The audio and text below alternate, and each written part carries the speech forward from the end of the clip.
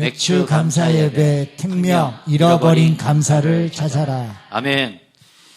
여러분, 지난 6개월 동안 지켜주신 하나님의 은혜 감사하면서 우리가 맥주 감사 주일 예배로 영광 올려드립니다. 함께 하신 여러분 우리 모두를 축복합니다. 여러분, 그러나 우리가 지난 6개월 동안 참 많은 어려움이 있었죠. 그리고 지금도 우리가 어려움을 겪고 있습니다. 그런데 여러분, 하나님께서 우리를 지켜주셨어요. 가만히 뒤돌아보면 하나님의 은혜가 너무나 큽니다. 우리가 코로나19로 이번 연초에 얼마나 걱정이 많았습니까? 그런데 여러분, 가만히 뒤돌아보면 그냥 하나님께서 지켜주신 것 같아요. 그래서 제가 이번 주 수요일 날에도 설교 제목을 그런 설교를 했어요. 뭐냐면 아무리 생각해봐도 주님의 은혜입니다. 할렐루야. 주님의 은혜 외에는 뭐 다른 방법이 없고 또 주님의 은혜 외에는 생각할 게 없는 것 같아요. 주님의 은혜로 살아갑니다. 여러분, 이번 2020년도 하반기, 전반기를 주님께서 지켜주셨습니다. 이번 하반기에는 기대하십시오. 분명히 주님께서 주신 축복이 여러분들의 가정에, 우리 교회, 또 이 나라 민족 위에 임하게 될 줄로 믿습니다.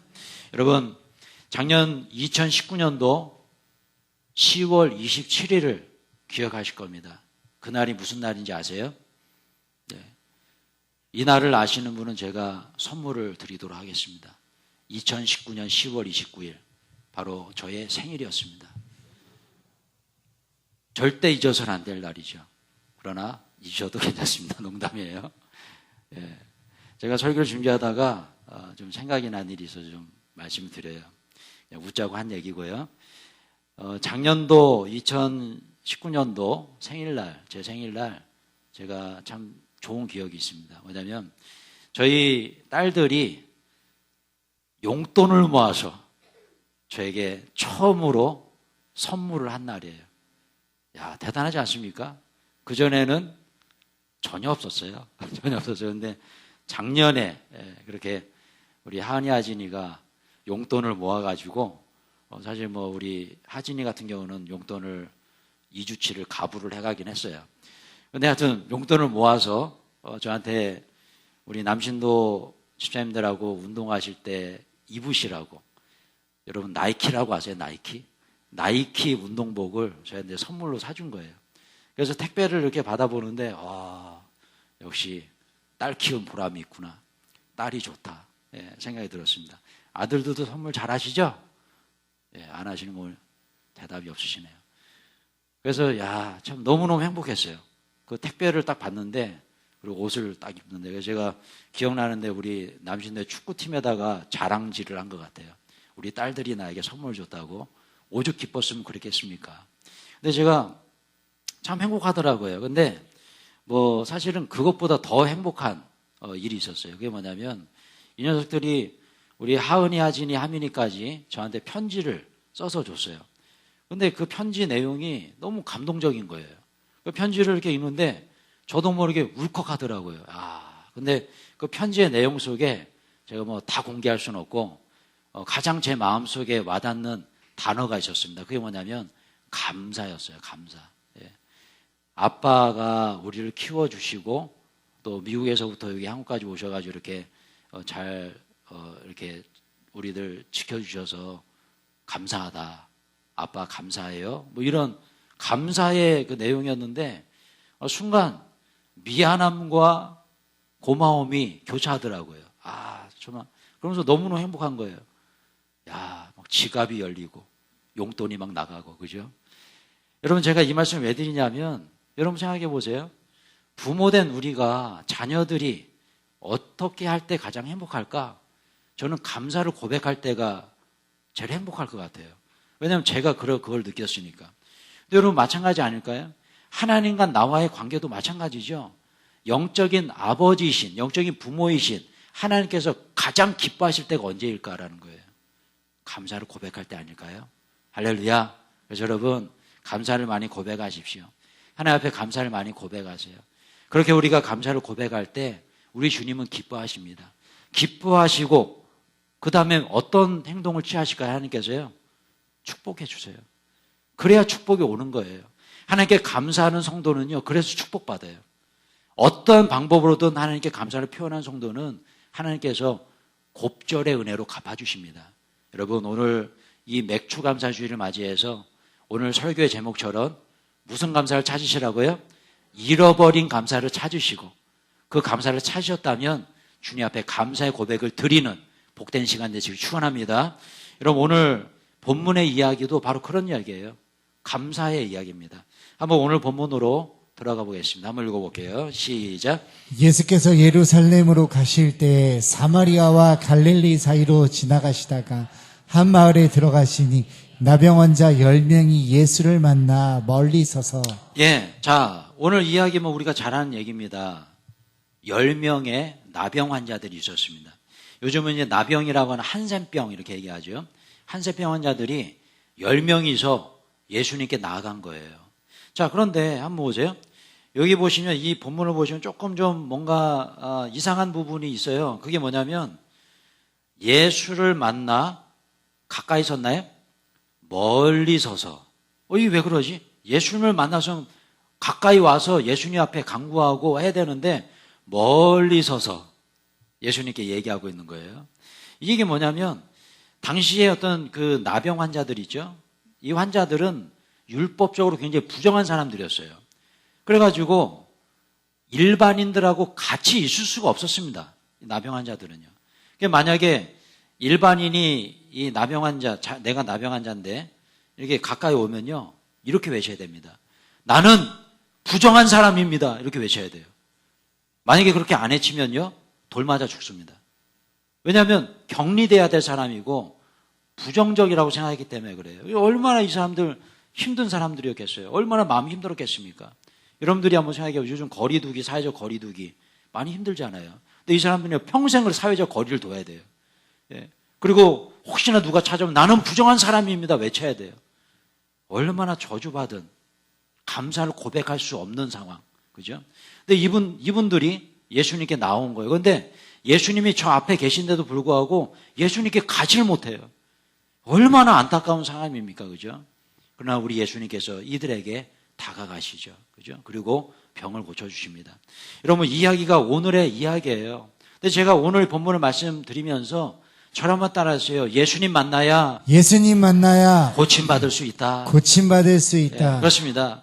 예수님 만나야 우리는 고침받을 수 있어요. 우리의 삶의 회복이 일어날 수 있어요. 예수님을 만나야 모든 인생의 문제가 해결되는 줄로 믿습니다. 그렇기 때문에 여러분, 코로나19 시대에 우리에게 정말 필요한 분은 바로 예수님인 줄로 믿습니다. 오늘 이분들의 이 안타까운 모습을 보십시오. 예수님이 가까이 계신데도 불구하고 예수님께 나아가지 못하는 모습. 그러나 여러분, 우리는 어떻습니까? 언제든지 예수님께 나아갈 수 있어요. 그래서 여러분, 예수님께 나아가십시오. 고통이 오고 힘들고 어려울 때에 예수님께 나아가세요. 그때 우리는 인생의 해결을, 그런 열매를, 축복을 받을 수 있는 것이죠. 계속 오늘 본문 읽어볼까요? 다음 구절입니다. 시작. 소리를 높여 이르되 예수 선생님이여 우리를 불쌍히 여기소서 하거늘. 아멘. 여러분, 저는 이 말씀을 통해서 오늘 첫 번째 메시지를 깨닫습니다. 우리가 어떻게 할 때 내 삶에 잃어버린 감사를 찾을 수 있는가? 오늘 본문에 나와 있어요. 한번 읽어볼까요? 이거입니다. 시작. 잃어버린 감사를 찾을 수 있는 첫 번째 방법은 바로 예배와 찬양이다. 예배와 찬양, 하나님께 전심으로 드릴 때 우리는 놓치고 있던 감사의 조건들을 깨닫게 된다. 할렐루야. 여러분, 오늘 본문을 보세요. 소리를 높여 이르되 예수 선생님이 우리를 불쌍히 여기소서. 소리를 높여 주님을 불렀습니다. 이것은 무엇을 상징할까? 바로 예배인 줄로 믿습니다. 우리가 코로나19로 인해서 예배 때 찬양 인도를 못했다가 몇 주 전부터 찬양 인도를 합니다. 여러분, 얼마나 좋습니까? 저는 예배의 찬양은 정말 너무너무 중요한 것 같아요. 근데 여러분, 어떠세요? 마스크를 써야 되고 우리가 마음 놓고 찬양을 부를 수 없는 그런 상황. 그래서 이 찬양은 더 소중한 것 같아요.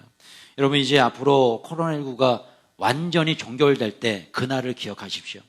그때는 우리 춤추며 찬양했으면 좋겠어요. 할렐루야. 예, 막 춤추면서 그때는 우리 백동규 지사님 마음껏 뭐 끼안으라고 하시고 막 하십시오. 괜찮습니다. 우리 백동규 지사님의 특기가 일어나서 끼워넣으라고 하는 건데 그걸 우리가 못하고 있으니, 그죠? 얼마나 안타깝습니까? 이제 우리가 성전을 짓고 지금처럼 비좁지도 않습니다. 넓은 공간에서 이제 통로도 5개가 통로가 됩니다. 예. 그렇기 때문에 맘 놓고 막 다닐 수가 있어요. 이제 맘 놓고 일어날 수도 있고, 이제는 우리 일어나면 앞에 걷어야 되고 이래 힘든데, 하여튼 넓은 공간에서 예배 드릴 때 코로나19 종결되고 마음껏 춤추며 찬양하고 마음껏 포옹하고 악수하고 그런 날이 빨리 다가올 줄로 믿습니다. 자, 그래서 오늘 본문에 보시면 예배입니다. 예배. 우리가 예배를 드릴 때 감사를 찾게 돼요. 잃어버린 감사, 감사를 고백하게 됩니다. 그래서 예배는 너무나 중요한 것 같아요. 제가 이 예배에 관한 부분을 묵상하다가 미국에서 아는 목사님께서 하셨던 그 간증이 좀 생각이 났어요. 근데 그 미시건에서 목회하시다가 샌디에고 오셔서 이런 간증을 좀 해주셨는데, 그 미시건주에 많은 기업들이 있습니다. 다국적 기업들이 있어요. 근데 그 기업 중에 큰 대기업에 하셨는데 그 대기업이 부도로 그냥 망해버린 거예요. 그런데 어떻게 합니까? 그 대기업에 다니던 사람들이 얼마나 많을 거예요. 근데 그 사람들이 이제 다시 이직을 해야 되고 다른 직장을 찾아야 되는데 타주로 다 가거나 뭐 이사를 갈 거 아니에요? 그래가지고 그 대기업 주변에 집들이 다 내놓은 거예요. 집을 다 내놓은 거예요. 그러니까 우리는 뭐 부동산에 대해 잘 알잖아요. 그렇게 매물이 막 쏟아져 나오니까 그냥 집값이 요즘 말로 그냥 똥값이 돼버린 것이고, 그리고 그 집을 팔려고 해도 팔리지가 않아요. 매물은 많은데 사려는 사람이 없어요. 그러니까 완전히 그냥 헐값이 돼버리고, 또 이 집사님, 이 목사님이 목회하시던 교회 집사님 같은 경우는 다른 교회, 다른 저 지역 타주에 직장이 된 거예요. 그래서 빨리 팔고 가야 되는 거예요. 그러니 뭐 이게 뭐 발등에 불이 떨어진 거죠. 기도하고 하는데 어느 날 갑자기 전화가 왔어요. 부동산에서. 아, 집사님, 이 뭐 부동산도 아마 그 교회 집사님이었던가 봐요. 빨리 오시라고. 지금 미국 사람이 와가지고 집사님 집을 보더니 너무너무 좋다고 빨리 계약하자고 막 하는데 집값도 제대로 봐줄 수 있고 빨리 오시라고. 그래가지고 막 달려가서 사인업을 하는 거예요. 그래서 사인하고 그 집을 이제 파는데 이분이 좀 많이 신기했어요. 왜 신기했냐면, 우리 집은 굉장히 오래됐고 또 주변에 그런 좋은 집들도 많고, 근데 이상한 거죠. 아니, 왜 우리 집을 이렇게 이 사람이 좋아하지? 그래가지고 한번 물어봤답니다.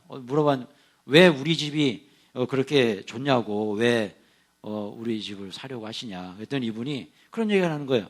I don't know. I feeling something different on this house. 딱 그러는 거예요. Something different. 뭔가 I feeling something different. 뭔가 이상한, 사지 않으면 안 될 것 같은 그런 느낌을 받았다는 거예요. 그래서 구경 뭐 10분도 안 되는데 바로 사인하자고 그러고 그랬다는 겁니다. 근데 이 집사님이 이 미국 사람 얘기를 듣고 속으로 그렇게 얘기했대요. 당연하지. 내가 이곳에 얼마나 많은 예배의 씨앗을 뿌렸고, 얼마나 예배가 쌓여있고 기도가 쌓여있고 감사의 고백이 쌓여있는 집인데.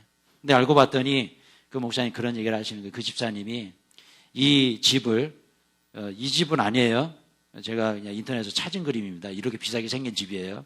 미국은 다 이렇게 생겼어요. 자, 집이 굉장히 많은데 이분이 매 주일마다 그렇게 주의 종을 불러서 식사 대접도 하시고 예배도 드리고, 또 주중에는 이분이 구역장이신데 그 구역원들을 불러가지고 구역 예배를 자기 집에 드리는데 밥도 해주고 막 바베큐 파티도 해주고, 그래가지고 그렇게 막 섬겼던 그 집이랍니다. 그리고 선교사님들이 이제 미국에 오시면은 자기 집으로 모셔서 그렇게 선교사님들을 대접하고, 방이 많으니까요. 그리고 선교사님들이 항상 부탁했대요. 이곳에서 예배를 드려달라고. 같이 우리 가정 예배를 드려달라고. 그래서 선교사님들이 예배를 드리고, 그렇게 예배에 집중했던 그분이랍니다. 그래서 이분이 마음속으로 그랬대요. 그럼 그렇지. 하나님께 예배 드린 이 공간, 하나님께서 뭐 내버려 두시겠어? 그러면서 아멘. 그래서 아멘을 하시고 그러실 때입니다. 여러분, 집 빨리 팔고 싶으시면요, 저를 불러서 예배를 많이 드리십시오. 맛있는 것도 많이 사주시고.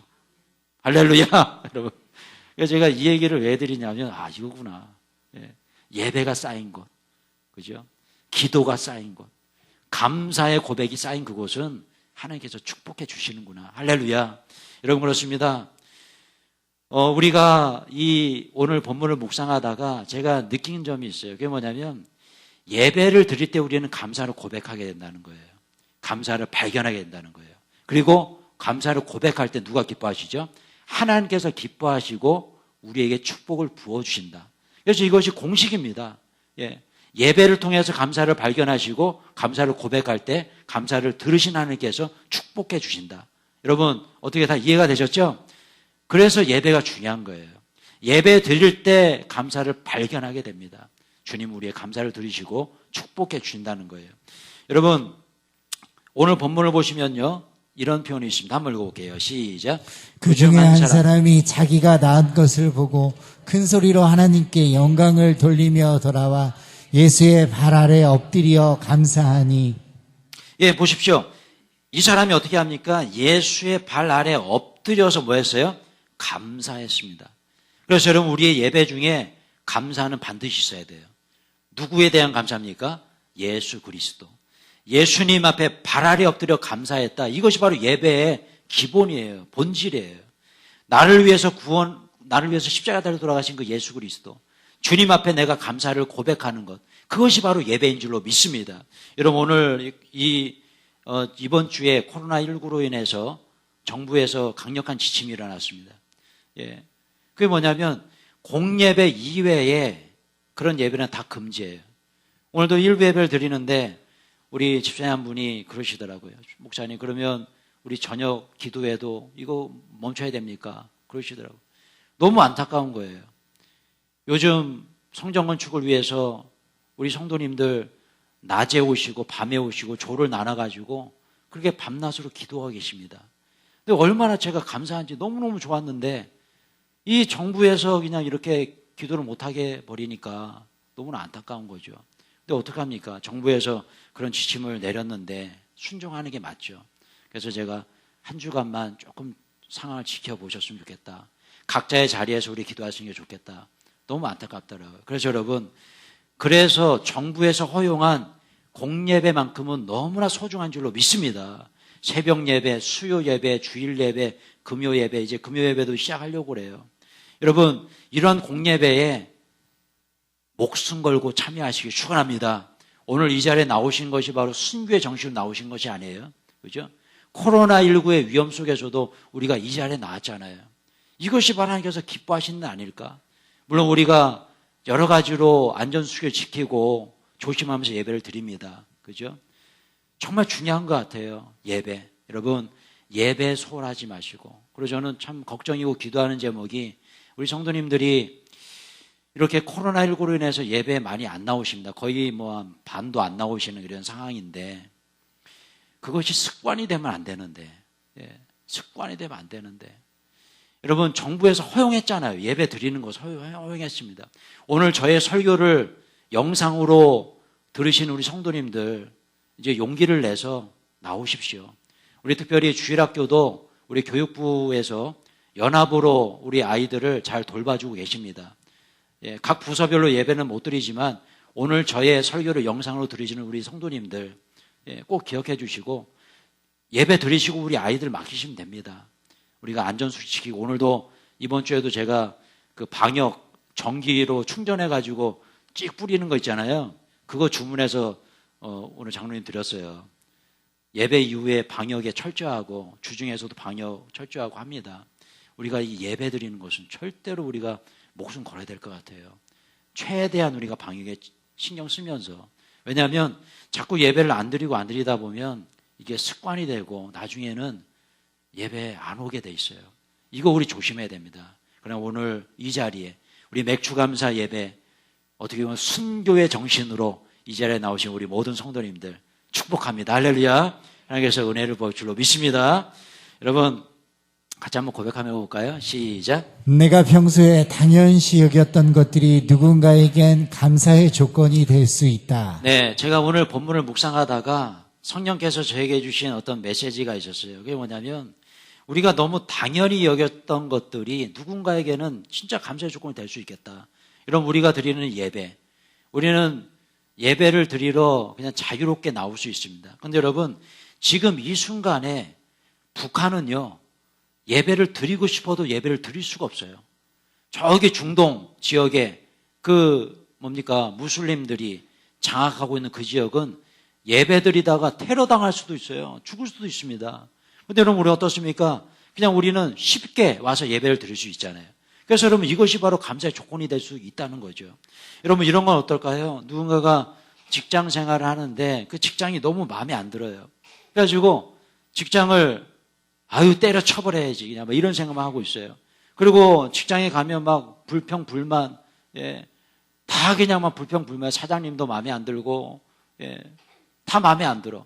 근데 여러분, 지금 우리 주변에는 직장을 못 구해서 일하고 싶어도 일을 못 하시는 분들이 많습니다. 그런 분들을 바라볼 때 내가 가지고 있는 직장은요, 축복의 자리가 아닐까요? 그죠? 여러분, 이런 건 어떨까요? 이 자식이 왼수지, 왼수. 그죠?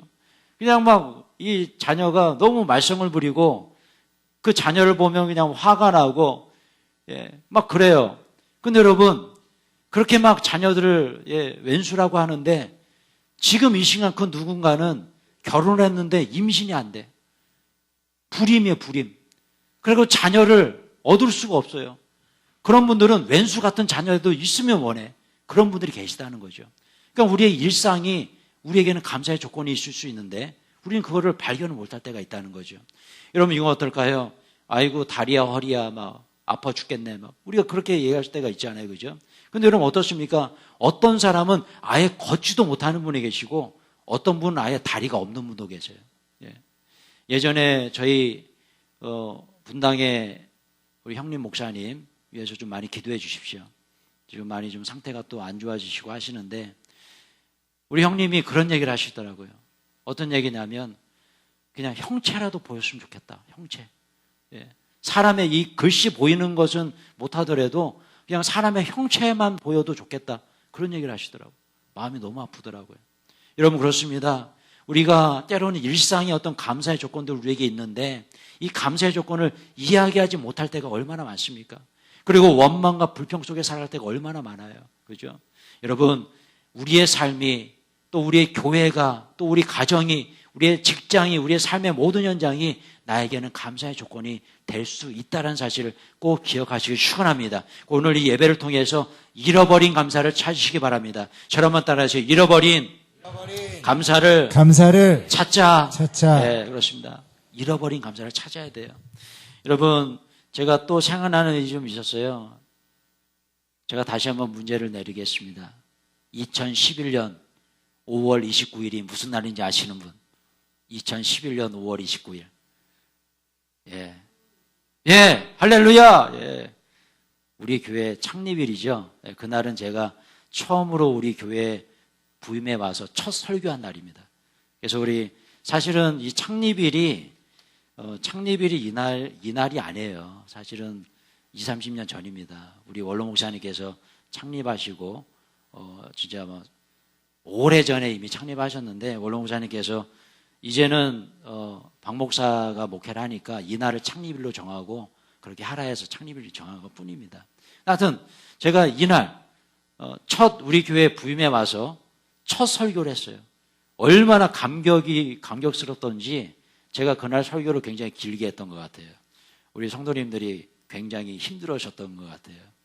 우리 원로 목사님 같은 경우는 한 30분이면 끝나는데 얼마나 그냥 은혜가 충만했던지 그냥 설교를 정말 길게 했던 기억이 있습니다. 그래서 제가 그때 너무 은혜가 넘쳤어요. 한 주간, 두 주간 지나고 은혜롭게 설교를 하고 그러고 있었는데 한 달이 지나고 두 달이 지나는데 제 마음속에 감사가 사라지기 시작하는 거예요. 왜냐하면 제가 설교 시간에도 좀 간증을 드렸던 기억이 있어요. 처음에 제가 부임해 와서 우리 규련사나이 교회 간판에다가 교단을 안 썼잖아요. 그러니까 규련동 주민분들이 우리 교회가 이단인 줄 알고 그리고 또 저 교회 앞에다가 그 이단들이 여호와의 증인들이 잘 쓰는 그 그림을 그냥 큼지막하게 붙여놓고 그러고 있으니까 또 영어를 가리킨다 그러니까 우리 교회가 이단이 아니냐 그러면서 한동안 새 가족이 한 명도 없었습니다. 그래서 제가 처음에 부임해 와서 믿음으로 선포하고 하나님께서 구름대처럼 부흥시킬 줄로 믿습니다. 그러고 왔는데 부흥이 안 되는 거예요. 그래가지고 마음속에 뭐랄까 좀 절망이 오고 그런 좀 어려움이 좀 있었어요. 그런데 그러던 차에 우리 그 신학교 동기들이 이제 제가 왔다고 선후배들이 전화가 왔어요. 우리 한번 동창회를 한번 하자. 그래서 동창회를 갔습니다. 동창회를 가서 이제 이야기를 하는 거죠. 근데 저를 굉장히 따랐던 후배, 동생, 진짜 동생처럼 생각했던 후배 목사님이 계셨는데 그 목사님이 물어보는 거예요. 형님 교회 몇 명 모이시냐고 그러는 거예요. 한 20명 정도밖에 안 모여 그랬어요. 그랬더니 20명씩이나 모여요 막 그러는 거예요. 깜짝 놀랐습니다. 순간 깜짝 놀랐어요. 그러면서 그러는 거예요. 저는 개척했는데 아직 한 가정도 없어요. 아직 성도가. 진짜 부럽습니다 그러는 거예요. 교회는요 그래. 교회는 어떠냐고. 어디냐고 그랬더니 우리 교회 한 30평 정도밖에 안 돼. 30평. 우리 2층이야. 30평씩이나. 단독 건물. 그러면서 너무너무 부러워하는 거예요. 그러면서 제가 그때 타고 간 차량이 있었습니다. 그때가 지금 이제 스타렉스죠. 그 스타렉스 12인승. 근데 지금은 좀 오래됐지만 그때는 아주 삐까번쩍했습니다. 근데 그 차를 타고 왔는데, 야, 이 교회, 이 개척교회 로망 12인승 그랜드 스타렉스, 너무너무 불안해. 와, 그래서 제가 되게 의아했어요. 그러면서, 형님, 딸이 둘이나 돼요? 야, 나는 아들만 셋인데, 와, 부럽습니다. 그러고. 아니, 사모님이 7살이나 어리다고요? 얼굴이 그렇게 이뻐? 와, 정말 대단하시다고 막. 야, 그때 제가 그렇게 제 후배 그 목사님이 저한테 그런 얘기를 하는데 제가 그때 회개했잖아요. 회개했습니다. 진짜 회개했어요. 그때의 그 기억이 얼마나 강렬하면 9년이 지난 지금도 제가 기억하겠어요. 그 일을. 그때 정말 회개했어요. 왜냐하면 저 자신이 너무나 부끄러운 거예요. 아, 하나님께서 나에게 이렇게 좋은 목회지와 성도님들과 좋은 어떤 목회 환경을 주셨는데 내가 자족하지 못하고 감사하지 못했구나. 그 이후로 제가 결단했잖아요. 감사구나, 감사. 예. 감사를 고백하자. 그래가지고 감사를 고백하면서 그렇게 목회를 하는데 하나님께서 우리 교회에 은혜를 부어주셔서 그냥 뭐 엄청난 부흥을 주셨잖아요. 그죠? 그래가지고 지금 어떻습니까? 그때 뭐 20여 분 모였는데 지금 막 200명 우리 주일학교 아이들까지 합치면 뭐 얼마나 많습니까? 지금 코로나로 우리가 안 모이니까 이 정도지. 등록교회는 200명 가까이 되고요. 우리 아이들이 몇 명입니까? 다 합치면 300명 이상 됩니다. 그럼 몇 배의 축복이에요. 거의 뭐 10배 이상의 축복을 주셨잖아요. 하나님의 은혜 아니겠습니까? 이것이 바로 감사의 파워, 감사의 축복 아니겠습니까? 그대로 저는 이 감사라는 이것을 놓치지 않으려고 굉장히 노력합니다. 어떤 순간에도 감사를 고백하자.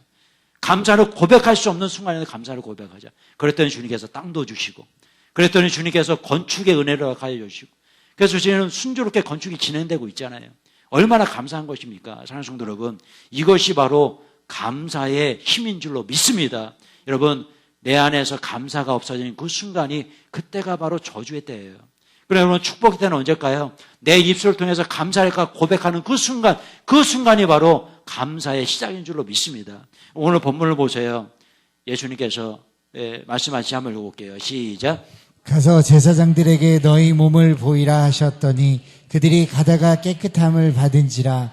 그 중에 한 사람이 자기가 나은 것을 보고 큰 소리로 하나님께 영광을 돌리며 돌아와. 예, 자, 이 말씀 보시면요. 우리가 또 한 가지 이상한 부분을 발견하게 됩니다. 그게 뭐냐면, 보세요. 이 한센병 환자들이 예수님께 나왔어요. 그러면 예수님이 해 주셔야 될 첫 번째 일이 뭐였을까요? 이 사람을 치료해 주는 거였습니다. 치료해 줘야죠. 그리고 치료해 준 다음에 그 다음에 제사장한테 가라. 이게 맞는 거잖아요. 순서가. 그렇지 않습니까? 내가 한센병 환자인데 예수님께 왔어요. 먼저 나를 좀 치료해 준 다음에 제사장한테 가라는 것은 제사장이 합격을 사인을 해줘야 됩니다. 그래야 일반인이 되는 거예요. 예. 그 순서인데 치료도 안 해주시면서 바로 제사장한테 가라니, 예. 이 말이 안 되는 것 같잖아요. 근데 여러분, 여기에 예수님의 선한 의도가 있다는 거예요. 지금 예수님은요, 이 사람들을 시험하고 있는 거예요. 믿음을 테스트하고 있는 거예요. 예. 그랬더니 어떻게 합니까? 이 사람들이 그렇게 믿음으로 제사장에 가고 있는 도중에 치료가 돼버립니다. 할렐루야. 그랬더니 여러분, 정말 중요합니다. 저를 한번 따라하세요. 미리 감사를 고백하자. 고백하자. 이겁니다. 미리 감사를 고백하는 거예요. 미리 믿는 거예요. 된 줄로 믿고 감사합니다 고백하는 거예요. 오늘 이 사람들이 그거 아니겠습니까? 주님께서 고쳐준 줄로 믿고 미리 감사하고 가겠습니다. 그랬더니 가는 도중에 치료가 돼버립니다. 여러분 우리도 마찬가지입니다. 지금 상황이 어렵습니까? 이런 한산병 환자처럼 그런 인생에 문제가 있습니까? 미리 믿고 선언하십시오. 믿고 나아가겠습니다. 그럼 믿음으로 나아가는 그 순간에 주님께서 회복해 준 줄로 믿습니다. 그렇기 때문에 여러분 저는 이런 묵상을 해봅니다. 두 번째 묵상, 세 번째 묵상에 한번 해볼게요. 시작. 믿음이 곧 감사이고 감사가 곧 믿음이다. 하나님의 말씀을 믿고 나아가는 성도에겐 반드시 기적 같은 감사의 일들이 일어나게 된다. 감사할 수 없는 상황에서 감사를 고백하는 것이 진짜 감사이고 진짜 믿음이다. 할렐루야. 아멘이신가요? 아멘. 여러분 그렇습니다. 저를 한번 따라하세요. 믿음이 감사이다. 감사이다. 감사가 믿음이다. 믿음이다. 이게 이꼬루예요, 이꼬루. 감사가 곧 믿음이에요. 제가 이 말씀 왜 드리냐면 보세요. 우리가 예수 그리스도를 구주로 고백하는 것이 뭘까요? 예, 우리가 구원받는 그 과정, 구원 임하는 과정을 쭉 보시면은 우리가 예수님을 구주로 고백합니다. 그죠? 이 고백은 뭐예요? 나를 구원해 주신 주님의 은혜가 감사합니다는 고백 아니겠습니까? 근데 여러분 제가 말씀드렸죠. 구원은 믿음입니다. 믿음으로 구원받아요. 여러분 이제 이 감사와 믿음의 상관관계를 아시겠습니까? 감사가 곧 믿음인 거예요. 그렇기 때문에 여러분 감사를 고백하는 사람은요 믿음 있는 사람이에요. 예. 내가 지금 내 입에서 감사가 잘 안 나와요? 믿음이 떨어진 거예요. 똑같은 거예요. 마찬가지입니다. 감사를 고백하는 사람은요 믿음의 사람은 감사를 고백하게 된 줄로 믿습니다. 그렇기 때문에 여러분 감사가 없고 원망과 불평만 하는 그런 사람을요 우리 믿음 있다라고 말할 수 없는 거예요. 진짜 믿음의 사람은요 어떠한 상황 속에서도 감사를 고백합니다. 이게 진짜 믿음의 사람이에요. 그렇기 때문에 여러분 어려운 환경 속에 있을 때 도저히 감사를 고백할 수 없는 상황이 될 때 그때 감사가 진짜 감사예요. 그때 믿음을 고백하는 사람이 진짜 믿음의 사람인 것이에요. 여러분 어떤 사람입니까? 여러분은 어떤 순간에 감사를 고백하십니까? 여러분 감사를 고백할 수 없는 상황이라 할지라도 감사를 고백할 때에 주님께서 감사한 일을 우리에게 허락해 주려 믿습니다. 오늘 본문의 사람이 그 사람이었다는 거죠. 그렇다면 우리가 이 감사를 언제 할 수 있느냐? 저를 한번 따라하세요. 기도할 때 감사를 고백하게 된다. 같이 한번 해볼까요? 네, 시작. 그 중에 한 사람이 자기가 낳은 것을 보고 큰 소리로 하나님께 영광을 돌리며 돌아와 예수의 발 아래 엎드려 감사하니 그는 사마리아 사람이라. 할렐루야. 여러분 이 모습을 보세요. 예수님의 발 아래 엎드려 뭐라 했습니까? 감사를 고백했다. 이게 바로 기도의 모습 아니겠습니까? 우리가 주님 앞에 나와 기도할 때 엎드리잖아요. 엎드려 주님께 기도하잖아요. 그때 우리는 감사를 고백하게 돼 있어요. 그렇기 때문에 여러분 내 입술에 자꾸 부정적인 말이 나오고 내 입에서 감사가 안 나오고 원망과 불평이 나올 때 우리는 뭘 해야 될까요? 기도해야 될 줄로 믿습니다. 나의 원망의 이 말을 닫아버리시고 기도해야 돼요. 그때 우리는 감사가 나오게 되는 것이에요. 그렇기 때문에 저주가 축복이 되는 것이에요. 내가 그렇게 기도하는 그 순간에 주님은 기뻐하시는 거예요. 내가 감사를 고백할 때 주님 기뻐하시고 우리에게 축복을 내려주시는 거예요. 오늘 이 사람이 바로 그런 사람이었어요. 예. 감사를 고백할 수 없는 그런 상황에서 주님을 찾아왔고 주님 만남으로 고침받아서 주님 앞에 기도할 때에 이 사람에게 하나님의 예수님께서 놀라운 축복을 부어주시는데 여러분 여기서 우리가 한 가지 깨달을 부분이 있습니다. 과연 몇 사람이나 이렇게 하냐는 거예요. 예. 과연 몇 사람이나 이렇게 하냐는 거예요. 오늘 본문을 보십시오. 한번 읽어볼까요? 예, 시작. 예수께서 대답하여 이르시되 10사람이 다 깨끗함을 받지 아니하였니 그 9은 어디 있느냐. 예, 여러분 누가 하신 말씀입니까? 예수님이 하신 말씀인데 우리 예수님은 어떤 분이세요? 인자하시고 사랑이 많으시고 그죠? 항상 용서해 주시고 그런 분이에요. 그런데 오늘 이 본문을 보시면요 뭔가 예수님이 좀 화가 나신 듯한 그런 표현을 하고 계십니다. 뭔가 예수님께서 굉장히 실망하신 것 같은 감정이 폭발한 듯한 그런 내용이에요. 나머지 9은 어디 있느냐. 예. 이 얘기는 뭘까요? 그만큼 감사가 중요한데 너희들이 감사를 놓치고 있지 않냐. 이게 여러분 몇 퍼센트가 감사했어요? 10명 중에? 예, 10%. 어떻게 보면 이 퍼센티지가 오늘날에도 그대로 적용되지 않을까 이런 생각이 듭니다. 여러분 코로나19로 어려움을 당하고 있는 이 순간에 여러분 감사를 고백하고 계십니까? 예, 할렐루야. 여러분 우리가 성전 건축을 진행합니다. 어려울 수 있어요. 이런 상황 속에서 여러분 감사를 고백하고 계십니까? 여러분의 가정에 어려움이 있어요? 사업에 어려움이 있어요? 직장에 어려움이 있습니까? 그런 어려운 과정 중에 감사를 고백하고 계십니까? 여러분 과연 어떤 분이십니까? 여러분 악한 마귀 사단은요 정말 교활합니다. 우리가 축구를 하고, 축구에는 뭐 그런 일이 없네요. 농구.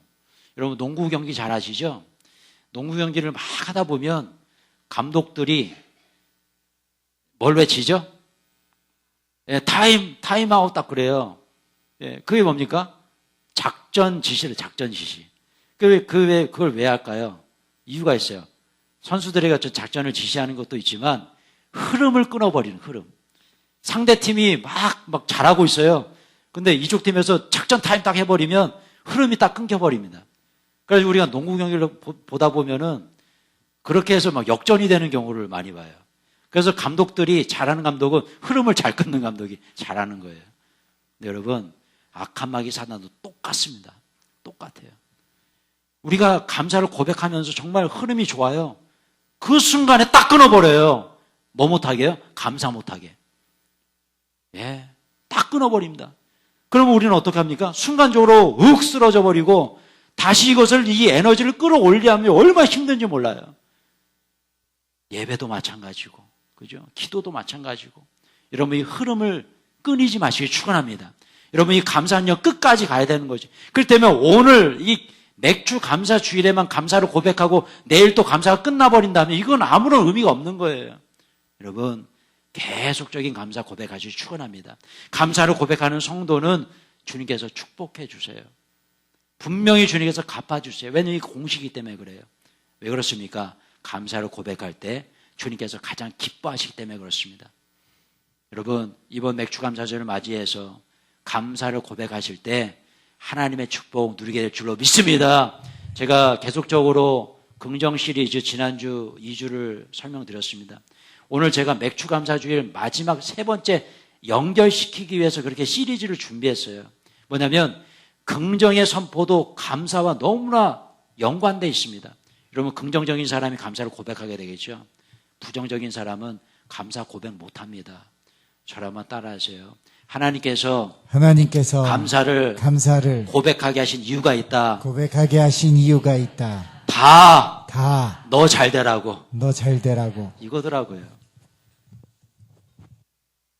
여러분 성경에서 왜 감사를 고백하라고 하십니까? 항상 기뻐하라, 쉬지 말고 기도하라. 범사에 뭐라고요? 감사하라. 왜 성경은 범사에 감사하라, 긍정을 선포해라, 왜 그렇게 명령하실까요? 이유가 있어요. 다시 한번 따라해서 이렇게 나 잘 되라고. 네, 나 잘 되라고 주님께서 선언해 주신 거예요. 얼마나 안타까워요. 그럼에도 불구하고 감사를 고백하지 못하고 살아간다면 나만 손해인 거 아니겠습니까, 여러분? 다 나 잘 되라고 주님께서 이렇게 말씀해 주셨는데 그렇게 말씀에 순종하지 않고 살아간다면 자기만 손해인 것이에요. 사랑하는 성도 여러분, 오늘 본문을 통해서 주님께서 주고자 하는 메시지는 무엇입니까? 다 너 잘 되라고. 감사 고백할 때 다 너에게 축복이 와.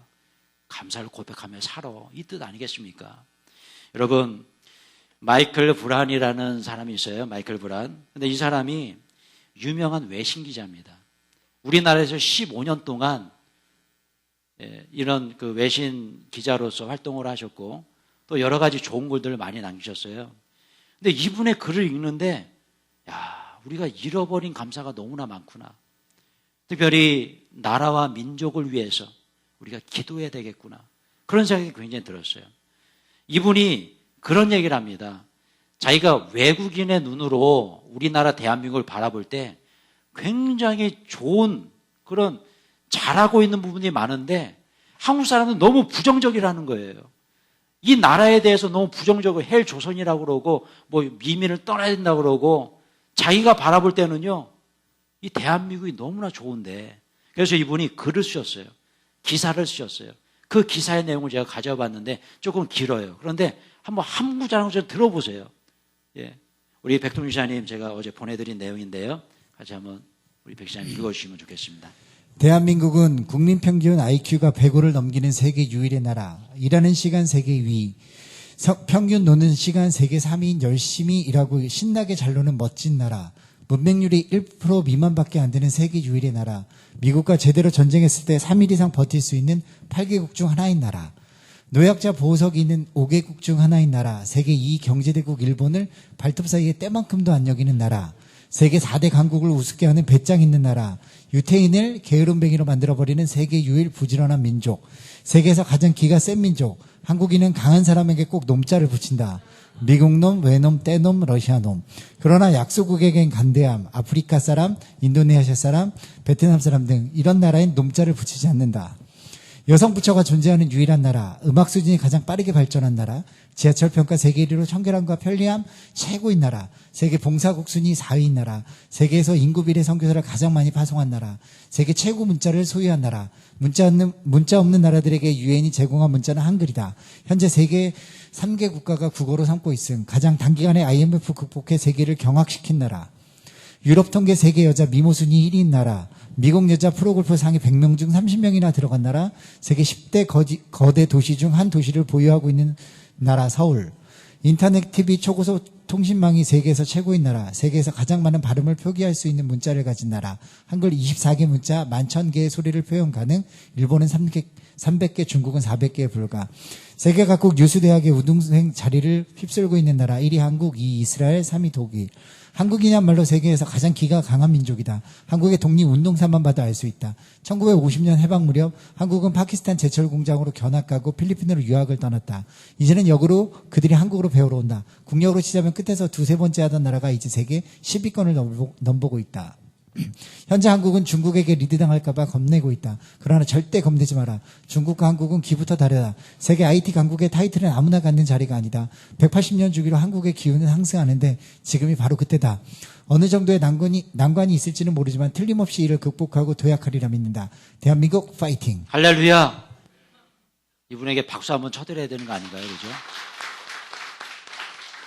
우리가 보지 못한 것을 이분은 봤어요. 우리가 발견하지 못한 감사를 이분은 발견했어요. 그렇지 않습니까? 이번 코로나19 때 얼마나 세계가 우리나라에 집중했습니까? 그렇지 않아요. 저는 자부심이 대단했어요. 왜냐하면 아니 그렇게 진짜 선진국으로 생각했던 영국, 미국, 프랑스, 뭐 일본까지 한번 보세요. 그냥 뭐 엉망이죠, 엉망. 그렇지 않습니까? 우리나라에 비하면요, 우리나라가 오히려 더 체계적이고 더 민주적이에요. 그리고 더 국민 의식 수준이 더 높습니다. 지금 미국이나 뭐 그런 데 보십시오. 마스크 하나도 안 쓰고요. 그냥 막, 그러고 다니잖아요. 우리나라 의식 수준이 더 높더라고요.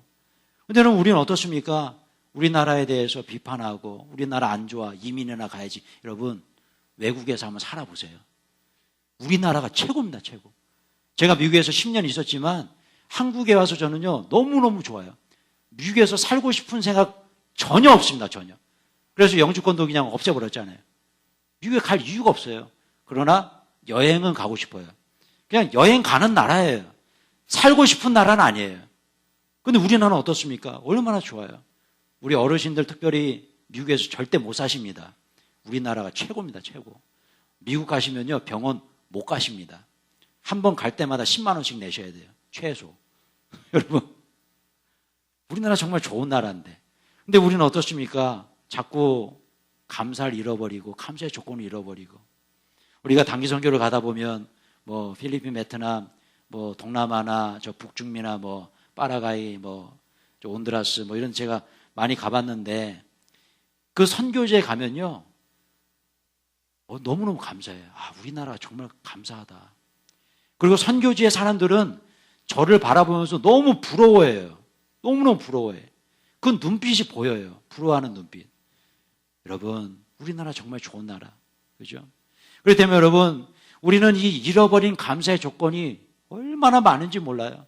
여러분의 가정은 안 그럴 것 같으시죠? 여러분의 가정, 세계 상위 1%의 가정입니다. 제가 예전에 보여드렸잖아요. 그죠? 컴퓨터가 있고, 차가 있고, 쉴 수 있는 집이 있고, 따뜻한 물이 나오고, 냉장고가 있고, 그죠? 세계 1%예요. 상위 1%예요, 여러분. 정말 대단한 분들이십니다, 우린요. 예. 근데 여러분, 우리는 어떻습니까? 항상 감사가 없어요. 불평하고, 원망하고. 사랑성도 여러분, 정말 우리는 감사의 조건들이 너무나 많아요. 오늘 맥주 감사절을 맞이해서 감사의 조건을 찾으십시오. 그리고 감사의 조건을 찾으셨다면 주님께 고백하세요. 그러면 주님께서 이런 축복을 주십니다. 한번 해볼게요. 마지막으로 시작. 그에게 이르시되 일어나 가라. 내 믿음이 너를 구원하였느니라 하시더라. 할렐루야. 여러분, 이것이 바로 완벽한 축복이에요. 영혼 육의 축복이에요. 여러분 보세요. 아까 10명이 있었는데 9명은 육신의 축복을 받았어요. 육신의 회복을 받았어요. 그 회복된 육신으로 이 사람들이 어디를 갔을까? 어디를 갔을까요? 저는 좀 묵상해 봤는데 집으로 다 달려갔을 것 같아요. 그죠? 자기 가족들한테 야 내가 나았어 그랬을 것 같아요. 그런 다음에 또 어디로 달려갔을까요? 지금까지 못 해본 거 다 해볼 거야. 예. 술집에도 가볼 거야. 예. 극장에도 가볼 거야. 뭐 어디에도 가볼 거야. 그죠? 예배드리러 갔을까? 모르겠습니다. 그건 모르겠어요. 하여튼 간에 어디로 갔을까? 그냥 하나님께서 기뻐하시는 곳은 안 갔을 것 같아요. 그러면 이 사람은 치료받은 이 사람 어디로 달려옵니까? 예수님께로 달려와요. 이것은 뭘 의미할까? 저는 이 본문을 통해서 주님께 주시는 완벽한 축복이 바로 이거구나. 이 사람들, 아까 그 9명의 사람들을 보세요. 만약에 20살에 고침받았어요. 이 사람들이 20살이었다고 본다면, 그러면 뭐 100살까지 산다고 봤을 때 80년밖에 못 누려요. 이 축복을. 그죠? 30살에 고침받으면 70년밖에 못 누려요. 40살에 고침받으면 60년밖에 못 누려요. 그런데 여러분, 이 사람, 예수님께 달려온 이 사람은요, 몇 년의 축복을 누릴까요? 영원한 축복인 줄로 믿습니다. 예. 영원한 축복을 누려요. 그러면 누가 진짜 축복받는 사람이라는 거예요? 누굽니까? 이 사람이죠. 그죠? 이 땅에서도 축복받았고요. 죽음 이후에도 축복받아요. 예수님께서 말씀하시면 너의 믿음이 너를 구원하였느니라. 할렐루야. 이것이 바로 영혼 육의 완벽한 축복이에요. 여러분 이 땅에서 축복 많이 받으시 축원합니다. 그리고 저 영원한 천국에서도 축복 받으십시오. 아까 제가 말씀드렸어요. 감사는 뭐와 이꼬르다? 믿음과 이꼬르다. 보십시오. 너의 믿음이 너를 구원했어요. 이건 무슨 얘기입니까? 너의 그 감사의 고백이 너를 구원했다는 거예요. 우리도 마찬가지죠. 우리의 감사의 고백이. 예수 그리스도 구주를 영접했고 우리가 구원받았잖아요. 사랑하는 성도 여러분. 그렇기 때문에 이 감사는 우리에게 얼마나 중요한지 몰라요. 여러분 말씀 맺고자 합니다. 여러분 원종수 박사님이라고 아시죠? 굉장히 유명한 분이십니다. 너는 내 것이라 라는 책을 쓰신 분이고 지금도 전 세계를 다니며 간증하시고 미국의 그 유명한 그 병원에서 암 전문의로 활동하고 계신 굉장히 유명한 분이세요. 여러분 이분이 이렇게 훌륭한 아들로 훌륭한 사람으로 성장할 수 있었던 이유가 있더라고요. 그 이유는 바로 이 원종수 박사님의 어머니 원종옥 권사님. 이분의 책이 있어요. 뭐냐면 오직 믿음으로라는 책입니다. 이 사진에 옆에 계신 분이 원종옥 권사님이신데 이분의 이 책을 보면요. 우리 그 원종옥 권사님이 아들에게 그런 말을 했다고 그래요. 믿는 자들은 세상을 떠난 날이 생일이야. 야, 정말 대단한 말씀 아닙니까? 이 아들에게 항상 이랬대요. 믿는 자는 세상을 떠나는 그날이 생일이래요. 와, 제가 이 원종옥 권사님 고백을 들으면서 이거구나. 그리고 아들한테 항상 얘기하면 이렇게 이게 편지 내용 중 제가 요약해봤는데 한번 읽고 노란 글씨 한번 읽어보세요. 시작. 문제를 보지 말고 오직 예수를 바라보아라. 주님께 꼭 필요한 그릇이 되어라. 주님의 일을 힘차게 하면 자손의 앞길은 주님이 열어주실 것이다. 감사를 잊지 마라. 하나님께 감사, 사람에게 감사, 모든 환경에 감사. 할렐루야. 이 아들에게 이런 얘기 정말 신앙으로 이분을 성장시킨 거예요. 근데 제가 이분의 여러분 유튜브를 통해서 원종수 박사님 그 간증 꼭 한번 들어보세요. 그리고 기회 되시면 이 책 사서 꼭 한번 읽어보세요. 너무너무 좋은 주옥 같은 간증들이 많은데 제가 기억나는 간증이 하나 있어요. 뭐냐면 이분이 처음에 의과대학에 들어갑니다. 서울대 수석 졸업자예요. 서울대 의과대학. 그래가지고 열심히 공부를 합니다. 그래가지고 처음으로 인턴이 돼요. 인턴이 돼서 첫 월급을 받습니다. 그래서 이분이 이 원종수 박사님이 이제 그때는 이제 학생이었죠. 그 인턴으로 받은 그 월급을 어머니한테 갖다 드리고 싶다. 왜냐하면 어머니가 나를 위해서 이렇게 수고하셨는데 어머니 이 첫 열매 우리 어머니께 드립니다. 예, 맛있는 것도 사드시고 옷도 좋은 거 사 입으시고 이 아들이 처음으로 받은 첫 월급이니까 어머니 받으세요. 그랬대요. 그랬더니 어머니가 그런 얘기를 하셨답니다. 종수야, 성경에 이런 말씀이 있어. 첫 열매는 하나님께 드리는 거래. 나도 너의 어머니고 부모지만 너의 첫 번째 영적인 부모가 계셔. 그분은 하나님이셔. 하나님께 먼저 드려라. 그리고 다음에 나 줘도 돼. 아니 그냥 내가 받은 걸로 할게. 여러분 대단하지 않습니까? 여러분들의 자녀들이 처음으로 직장에 이제 들어가서 첫 월급 받으면요. 이렇게 교육하셔야 됩니다.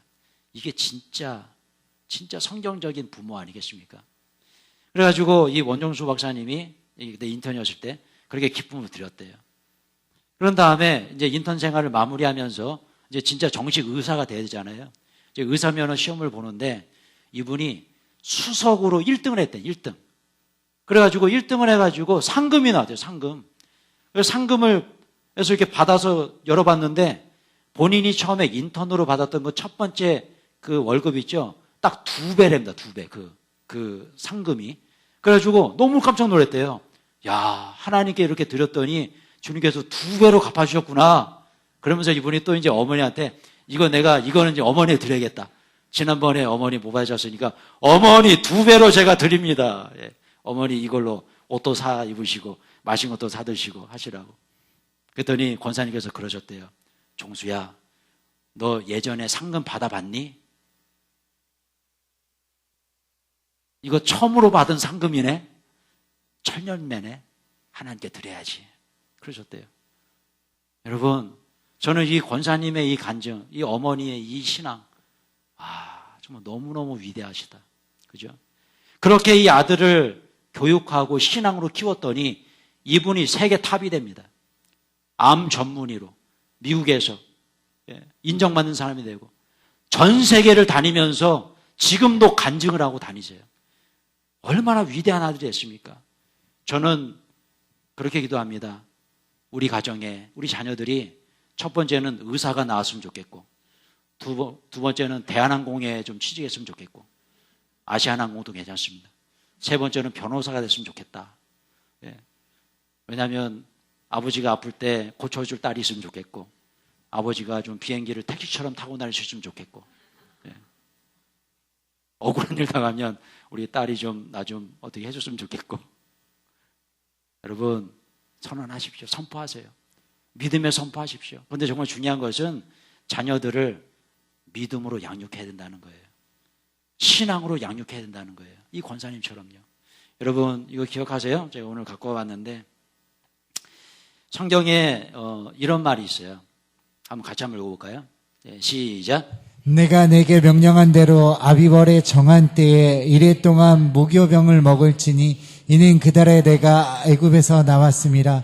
빈손으로 내 옆에 나오지 말지니라. 맥추절을 지키라. 이는 내가 수고하여 밭에 뿌린 것에 첫 열매를 거둠이니라. 할렐루야. 여러분 성경은 이야기합니다. 명령합니다. 무슨 절기를 지키라고요? 맥추절을 지켜라. 맥추절을 지키는 이유가 있습니다. 첫 열매를 주님께 드리는 거예요. 그런데 성경에 나옵니다. 이 원종수 교수님이 이런 교육을 받은 거예요. 어머니로부터요. 어머니는 성경의 이야기를 하면서 맥추절을 지키래. 첫 열매를 드리래. 저도 우리 부모님께 그렇게 교육을 받았고요.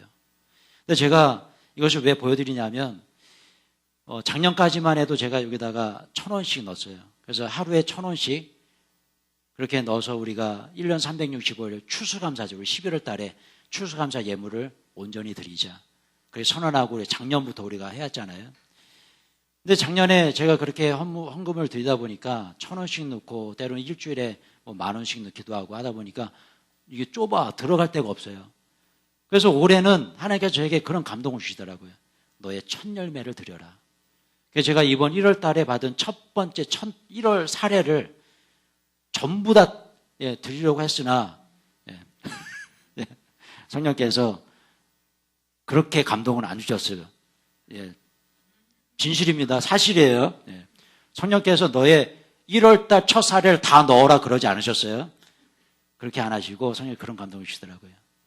첫 사례에서 36만 5천 원을 떼어서 미리 넣어라. 그런 감동을 주셨어요. 그것이 너의 첫 열매가 될 거야. 그래서 제가 올해 처음에는 굉장히 가볍습니다. 여기에 들어있어요. 36만 5천 원. 그래서 제가 미리 넣고 항상 책상에다가 써놨어요. 사랑, 박진건 성마리아, 하은하진, 기쁨, 축복, 박진건 성마리아, 하은하진, 하민, 감사. 제가 1월 달에 쓴 글귀입니다. 제가 이 얘기를 왜 해드리냐면 여러분, 물질 있는 곳에 마음이 있는 것이에요. 우리가 주님 앞에 맥추감사 주일을 맞이해서 두 가지를 드려야 됩니다. 첫 번째는 여러분들의 입술의 감사를 드리시길 축원합니다. 그리고 두 번째는 여러분들의 귀한 정성스러운 예물 드리세요. 물질의 많고 적음이 중요하지 않습니다. 과부의 2렙돈도 주님은 기쁘시게 받았어요. 여러분의 정성을 드리시면 그것이 바로 주님께 드리는 감사의 예물이에요. 여러분, 맥추감사 주일을 맞이해서 이 두 가지 꼭 지키시고, 그리고 앞으로 추수감사 주일이 됩니다.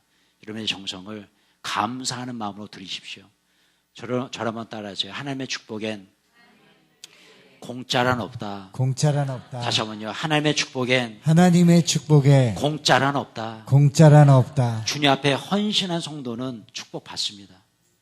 주님 앞에 드린 것보다 훨씬 더 축복받습니다. 이것은 제가 얘기하는 것이 아니라 주변을 살펴보시고 지금까지 살아오신 신앙의 선배들의 모습을 보시면은 그분들이 증명해 주십니다. 오늘 이 원종수 박사도 마찬가지고요. 그 외에 성경에 나와 있는 신앙의 모든 신앙의 선지들 다 보십시오. 주님 앞에 헌신했을 때 단 한 사람도 하나님께서 그 헌신을 바라보지 않은 적이 없어요. 그냥 무시한 적이 없어요. 오히려 더 큰 축복을 허가하십니다. 사랑하는 성도 여러분, 이번 맥추감사주일을 맞이해서 여러분의 가정에 축복이 맺으면 좋겠어요. 이 모든 감사는 다 하나님께서 나에게 너 잘되라고 주시는 명령입니다. 이 말씀 지키시면서 그러나 주님 앞에 감사를 고백하는 여러분들의 가정이에요. 이번 2020년 하반기, 내년 2020년도 전반기 하나님께서 이른 비와 늦은 비의 축복 강력하게 풍성하게 허락할 줄로 믿습니다.